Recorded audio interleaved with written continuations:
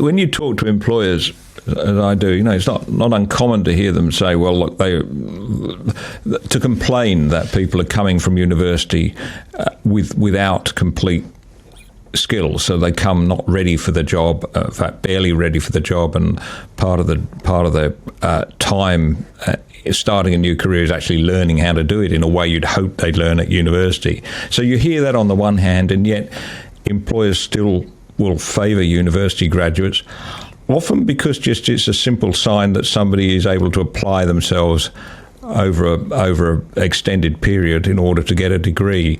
So can we think of are there any better ways we can do to sort of give a quality assurance to employers that candidate X is a very good employee, other than expecting them to spend 4 years working on a degree that's probably not much use to them?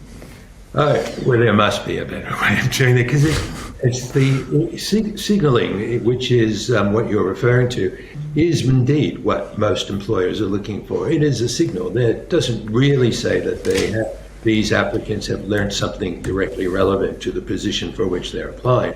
It does say them some signal that they're willing to stick things out, and maybe they have a good tolerance for hard work. Maybe in some cases they have good tolerance for boredom, but they are using it for that purpose. What I believe is that many people who have experience, that is direct real world experience, could possibly do the same job, maybe do it better. And it's really important to try to get employers to think in that same direction, and to do a little bit more work in evaluating people. Do you have the experience?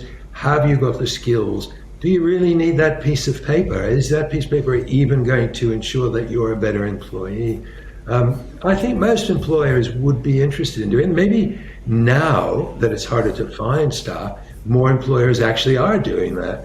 And certainly the one that the recent event that really opened my eyes was a new governor in the American state of Pennsylvania, a governor called Shapiro, who on his very first day in office eliminated university degrees as a requirement for all state government jobs other than jobs that require registration, such as doctors, for example. So everyone else, no degrees required. So what happens? He has a much bigger pool to choose from.